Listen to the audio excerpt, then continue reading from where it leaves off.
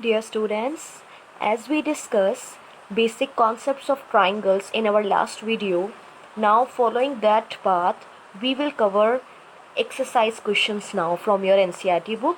अब हम इसमें से एक्सरसाइज क्वेश्चन कवर करेंगे कि कैसे हम अपने कॉन्ग्रुएंसी रूल को इस्तेमाल कर सकते हैं to prove any question, that means to prove any two triangles congruent. अब देखिए, what is the working rule here. Let's read the question first. In figure O A is equal to O B. जो figure given है इसमें ओ ए की length यानी ये वाली side किसके बराबर है, ओ बी के बराबर है. O D is equal to O C. This length is equal to this length. Show that triangle A O D is congruent to triangle B O C. तो आपको इन दोनों ट्राइंगल को क्या दिखाना है, कॉन्ग्रुएंट दिखाना है. तो सबसे पहले जो ट्राइंगल कॉन्ग्रुएंट दिखाना है आप उन्हें कंसिडर करते हैं. Let's do proof. I am doing first part here. So here in triangle AOD and triangle BOC, अब सबसे पहले तीन चीज़ें जो यहाँ पर इक्वल हैं और वो चीज़ें हमारे 5 क्राइटेरिया में से एक को सेटिस्फाई करनी चाहिए. What were 5 criteria? तो ट्रिपल एस हो सकता है, एंगल साइड एंगल हो सकता है, एंगल एंगल साइड हो सकता है, साइड एंगल साइड और RHS रूल. इसकी एक्सप्लेनेशन मैंने आपको लास्ट वीडियो में दी है कि कैसे इनकी कॉन्ग्रुएंसी हम पहचानते हैं. So you must watch that video properly to solve any question based on them easily. तो चलिए, हमने ट्राइंगल कंसिडर कर लिए. अब देखते हैं इक्वालिटी क्या क्या है इसमें. देखिए, पहले AOD का डाटा आएगा लेफ्ट साइड में, इज इक्वल टू लगाकर राइट साइड में BOC का डाटा आएगा.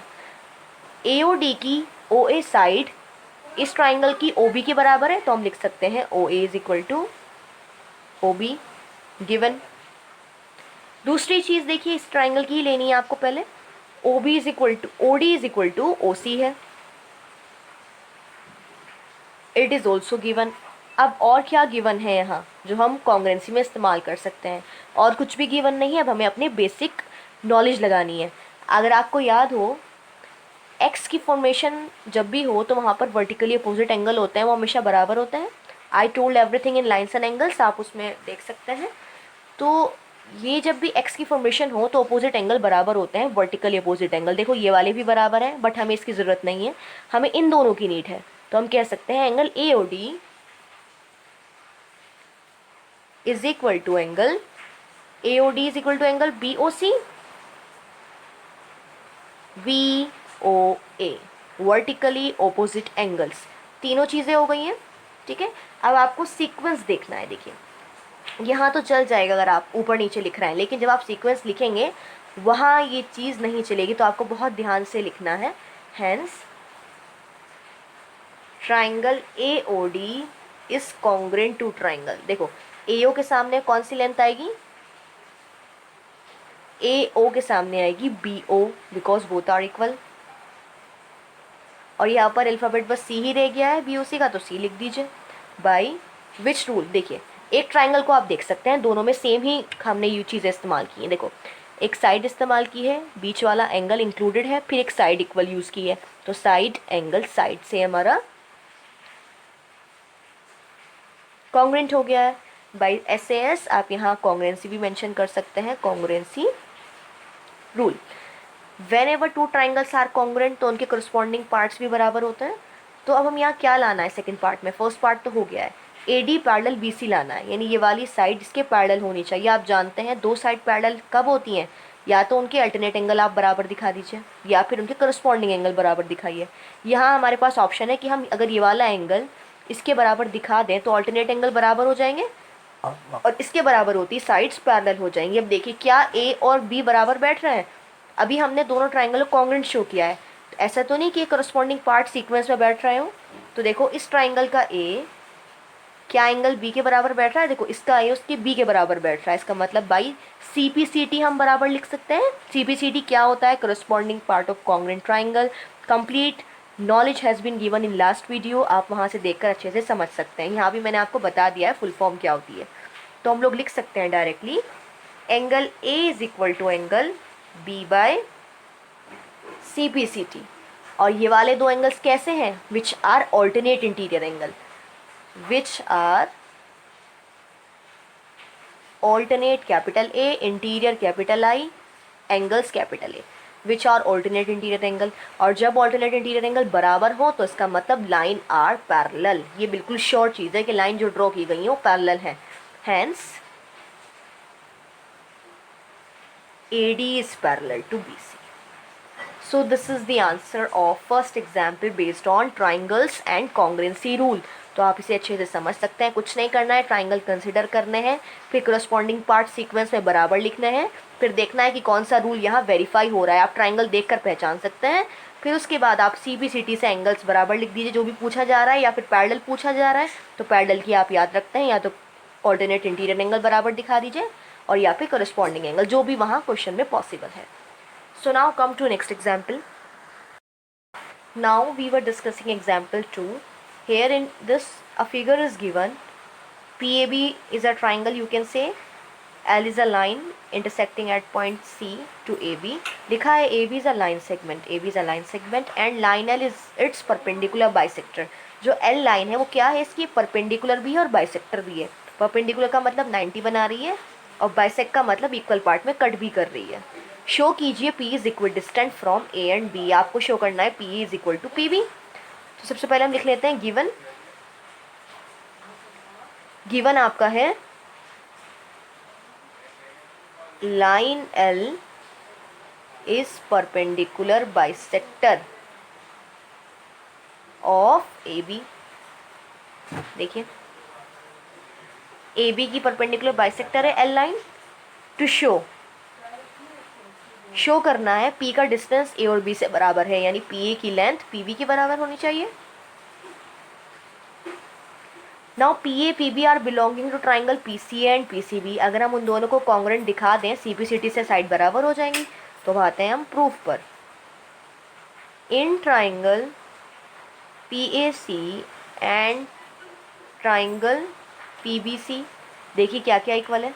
सबसे पहले हम लिख सकते हैं PC इज कॉमन, दोनों में आ रही है, so PC is equal to PC common. अब ट्राइंगल PAC की क्या ये वाला एंगल 90 और ये 90 बराबर है? Yes, angle PCA is equal to angle PCB equals to 90 degree, ये गिवन है हमें। थर्ड थिंग, क्या AC CB के बराबर है? Because L was bisector. Also AC is equal to CB, it was given. Bisector आपको गिवन है already. तीनों चीज़ें हो गई हैं, तो कौन सा क्राइटेरिया वेरीफाई हो रहा है यहाँ पर? देखो, एक साइड यूज़ की है, एंगल यूज़ किया है, फिर से एक साइड यूज़ की है, तो हम लिख सकते हैं hence triangle ACP is congruent to triangle. देखो AC के सामने BC आना चाहिए क्योंकि वही बराबर है। BCP बाय ये वाली साइड कॉमन इस्तेमाल की है, side angle side, SAS congruency rule.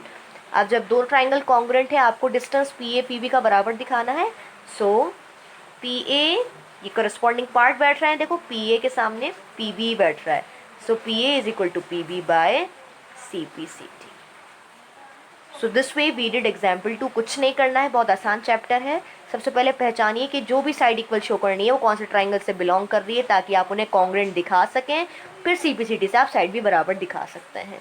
So you can watch one more time to get more clear idea. वैसे मैंने बता ही दिया है आपको, पहले PAC लेना है, फिर PBC लेना है, ये ऑलरेडी कॉमन है, ये बराबर है, ये 90-90 है, साइड एंगल साइड से दोनों कॉन्ग्रुएंट हो गए हैं, PA is equal to PB by CPCT rule हो गया है। ठीक है, so now we will discuss last example of this exercise, that is 3। वो देख लेते हैं उसमें क्या करना है, फिर आप लोग एक्सरसाइज ट्राई करेंगे। Okay, now as we covered example 2, similar procedure we have to follow in example 3 also. So let's read the question. Line segment AB, this line is parallel to CD. So this is parallel to CD, ये given है आपको। O is the midpoint of AD, O AD का midpoint है, यानी ये इसके part equal हो जाएगा। Show that triangle AOB congruent to DOC, आपको इन दोनों ट्राइंगलों को कॉन्ग्रुएंट दिखाना है। तो सबसे पहले जिसको भी कॉन्ग्रुएंट दिखाना होता है उसे हम कंसिडर करते हैं। So in triangle AOB and triangle DOC, इन दोनों ट्राइंगल में देखिए क्या क्या इक्वल है। AO OD के बराबर, given this angle equal to this angle, vertically opposite angle. So angle AOB is equal to angle DOC, vertically opposite angle. अब इसके बाद देखिए ध्यान से, दो चीज़ें तो बराबर हो गई, ये वाला एंगल इसके बराबर हो गया है, ये वाली साइड इसके बराबर हो गई है। क्या ये एंगल इसके बराबर है? Yes, because both lines are parallel. तो ये जेड की फॉर्मेशन कर रहा है, यानी ऑल्टरनेट इंटीरियर एंगल की फॉर्मेशन हो रही है। तो हमेशा जब लाइंस पैरेलल हो तो उनके ऑल्टरनेट इंटीरियर एंगल भी बराबर होते हैं। तो यानी ये वाला एंगल इसके बराबर हो जाएगा। तो हम कह सकते हैं angle OAB also angle OAB is equal to angle ODC, that is alternate interior angle। तीन कंडीशन वेरीफाई हो गई है, देख लेते हैं कौन सा रूल यहाँ फिट बैठ रहा है। Hence triangle AOB is congruent to triangle। AOB के सामने DO से स्टार्ट करेंगे क्योंकि AO OD के बराबर है। So that is equal to DOC by which rule? Angle इस्तेमाल किया ये वाला, एंगल इंक्लूडेड साइड फिर से एंगल है। सो ASA रूल से दोनों कॉन्ग्रेंट हो गए हैं। Now second part, O is the mid point of BC। First part हो गया है आपका, सेकंड पार्ट में आपको क्या शो करना है? O is the mid point of BC। O BC का मिड पॉइंट है, यानी OB is equal to OC होना चाहिए। देखिए OB के सामने OC सीक्वेंस में आ रहा है, इसका मतलब ये CPCT से बराबर हो जाएंगे। OB is equal to OC by CPCT, that is O is the midpoint of BC। So this way we did example 3। पहले दोनों को कंसिडर कीजिए, फिर एंगल्स बराबर देखिए कौन कौन से गिवन है यहाँ, और हिंट से आप, जैसे पैरेलल का हिंट था तो ऑल्टरनेट आपने बराबर लिख लिए हैं, वर्टिकली अपोजिट आप जानते ही हैं, और ये मिड पॉइंट गिवन था OAD का, तो आपने इसको बराबर लिख लिया है। So by comparing these three properties हमने लिखा एंगल साइड एंगल से ये कॉन्ग्रेंट हो गए हैं, और जब कॉन्ग्रेंट हो जाते हैं तो करस्पॉन्डिंग पार्ट्स भी बराबर हो जाते हैं, यानी OB is equal to OC हो जाएगा by CPCT। When two parts are equal, so O must be the midpoint of this given side। So this way we completed concepts and examples of chapter triangles before exercise 7.1। So now your work is to note down all basics which I will share with you। आपको सारे basic copy में note down करने हैं, इसके बाद आप लोग examples practice करेंगे, and on the basis of these concepts and example you will try exercise 7.1 at home। 7.1 आपको ट्राई करनी है, प्रॉब्लम्स आप लोग शेयर कर सकते हैं, फिर आगे हम कमिंग वीडियोस में आपकी प्रॉब्लम्स लेंगे और नेक्स्ट एक्सरसाइज के कॉन्सेप्ट एंड एग्जाम्पल्स भी डिस्कस करेंगे। Thank you.